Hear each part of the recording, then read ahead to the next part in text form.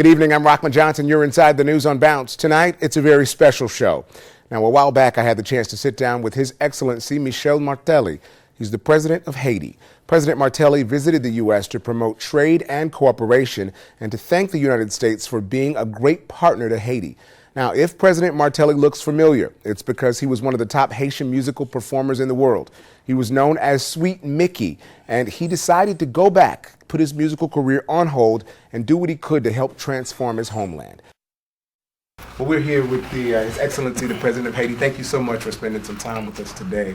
And my first question is, you're here at the NAACP conference in Orlando. What is the relationship between the NAACP and Haiti? Well, I must tell you, first of all, thank you for having me on your platform. I must tell you that Haiti and the NAACP, we go a long way.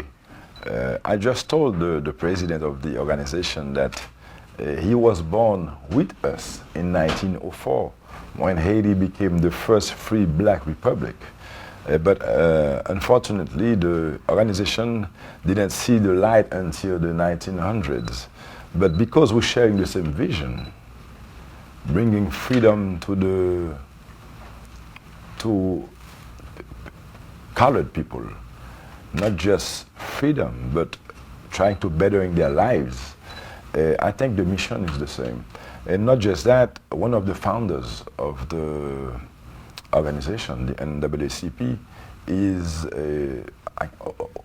originated from Haiti. His father was from Haiti, Mr. Dubois. Yeah. And because we're doing the same work, we have a common goal.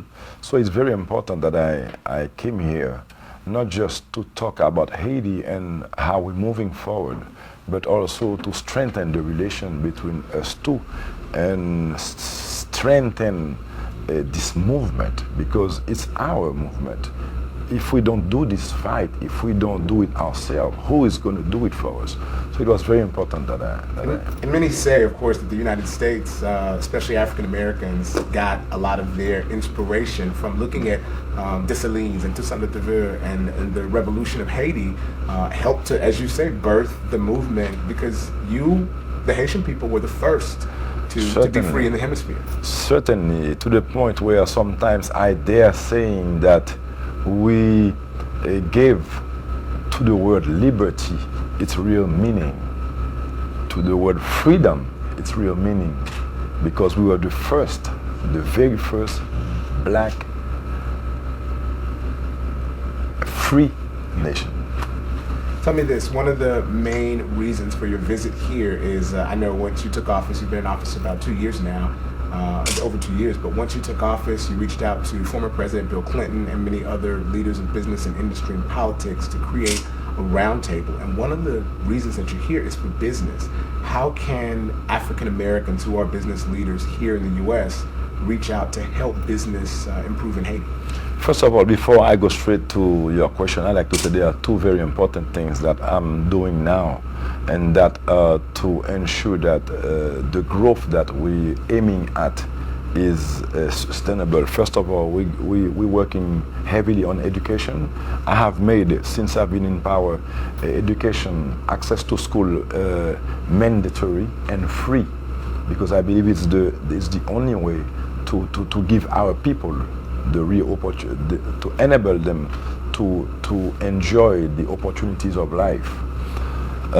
Secondly, I always believe that I had to make Haiti business friendly, because what we need for these people after they leave school, and those who are here now who probably didn't get a chance to go to school, or those who went, is to create jobs, to allow them to provide for themselves. So knowing that it wouldn't be easy due to the fact that Haiti has been portrayed as a country where insecurity reigns, where there are problems, so I have reached out for leaders who know the real Haiti, leaders who are aware of how wealthy, how rich our country is, because it's certain that many countries have problems. Every country has its problems. But in Haiti, we have been unfortunate to have been portrayed like a country who only has problems, when we have great things happening in Haiti. We have an island that has been ranked 57 in the world 57 seems a lot, but in the world, that means a lot. We have great things happening in Haiti, whether it's that industrial park that where enterprise can come, and due to the fact that we have signed that treaty, the HELP law and the HOPE Act, we can export to the United States, whether it's big opportunities, because imagine a country that is to be rebuilt. Imagine the opportunities, whether it's in the energy sector, building infrastructure, ports, airports, and our possibilities as far as agriculture. There are a lot to be done in Haiti, and today we are touring the world, showing them not as problem but as opportunities, talking about the incentives to the entrepreneurs so they can come and create jobs, as we want to move away from donation, from humanitarian. We want to create job in Haiti.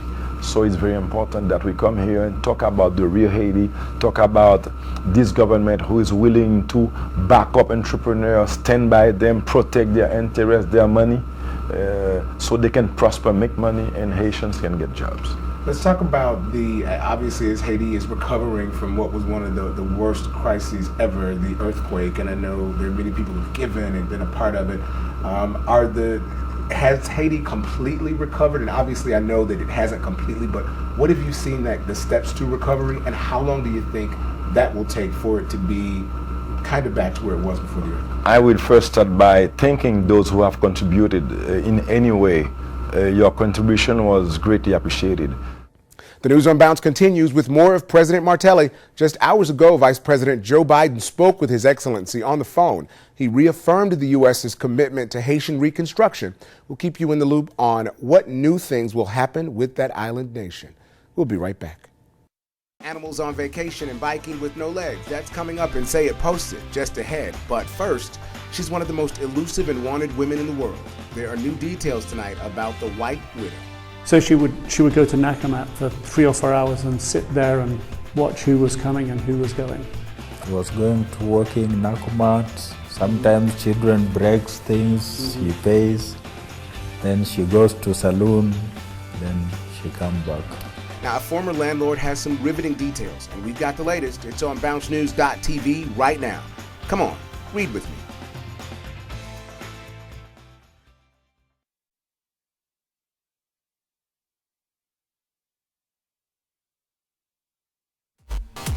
Stuffed animals on vacation. That's right. For $45 plus the cost of shipping,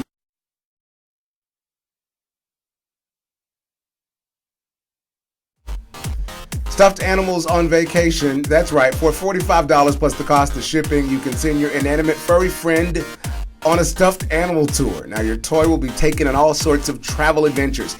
Each leg of the journey, like footprints on the beach, will be documented with photos and snapshots. Well, they come back to you. Now, if you can't take a vacation, go ahead, send your teddy bear. And check this little girl out. She's almost 2 years old, and she's wandering around the house dressed like a stick figure made up of LED lights. Now, her dad made the costume, and she's getting all kind of buzz online. She's gotten more than 1 million hits on YouTube. And Rob Jones is embarking on a journey through the country because of his own personal journey through life. I joined the Marine Corps in 2006 as a combat engineer, went to Iraq 2008, Afghanistan 2010, primarily tasked with finding explosives in the ground. While he was in Afghanistan, Jones was injured by an IED and both his legs had to be amputated above the knees. He was fitted with prosthetics at the Walter Reed Army Medical Center, and now he's biking across the country raising money for wounded vets. That's one way to turn tragedy into triumph. Now, you can always join the conversation. Find us online at bouncenews.tv or on Facebook, Bounce TV Tallahassee. Now, you can send me a tweet right now. That's at RahmanJ or at Bounce TV Tally. We want to know what you're thinking. We'll be right back.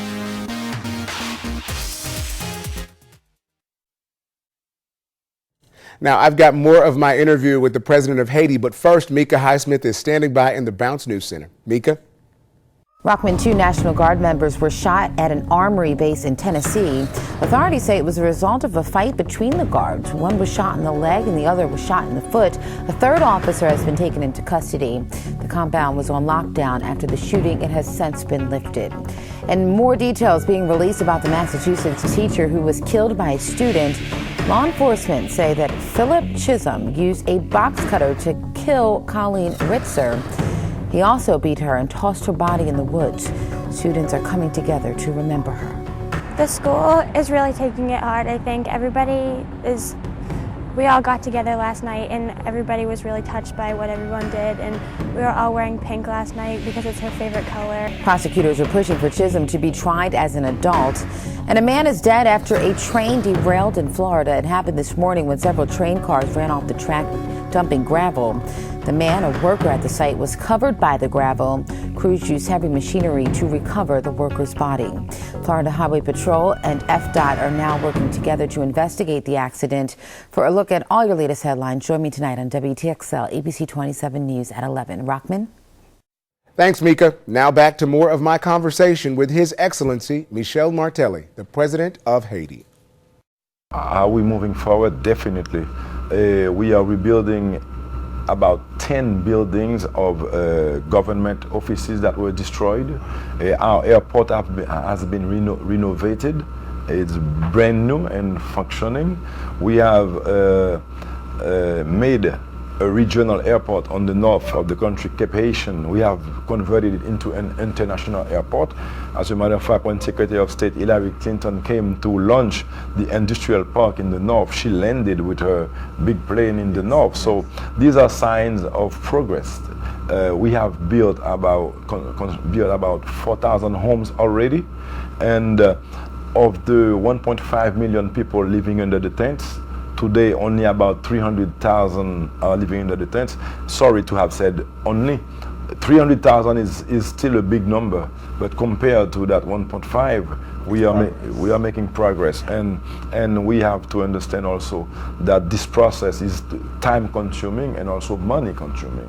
So it will take time, but we are working tirelessly at making sure that not one Haitian lives under a tent. One of the main things that after the earthquake, there were some crises in health, and I know back in the 90s, you yourself, as one of the top musicians, not just in Haiti, but in the world, compa musicians, was very instrumental in a campaign against HIV/AIDS in Haiti. How are things on the health front in the country right now? On the health front, we're doing great. As a matter of fact, the model of fighting transmission from mother to kids, I don't know how you say it in English, but I'm talking about AIDS. Right. We are one of the best. We're having the best results in Haiti. We have eliminated a few diseases like polio, I don't know how you say it in English, yes. Polio and poliomyelitis. We have been able to eliminate that in Haiti. On the cholera issue that has been all over the news, I can tell you that we don't have one case of death anymore. Cholera, once you know that it's there and you know what to do, how to react, you solve it with a drink. You know, so a serum, they call that. But we haven't had a death for months now. So we're doing good, and our Minister of Health also has been honored by the World Health Association for her dynamism and the step that she's taking into making sure that healthcare is available to the people. Last question. I know, and I'm sure we've told from the NAACP and others that people are already talking about how they can come back and invest in Haiti. So your trip here is clearly already a success. It's a success. It's making waves. But you were given an award by the Dominican Republic, which is the highest award that they award to a civilian. Is there a better relationship between the countries on Hispaniola? Certainly. For a while now, I can say that these two countries have made a big progress on keeping the relation great. Although there is some problems now on what can be exported to Haiti, what should not, based on some issues, we have made sure that it does not affect the relation, because as I have told the President, we are destined to live on the same island. So we should not let any single problem become a political issue. As always, the president has some very interesting and riveting things to say. We've got more with him just ahead as the News on Bounce continues. President Martelly says traveling to Haiti may be something that could enrich you and yours.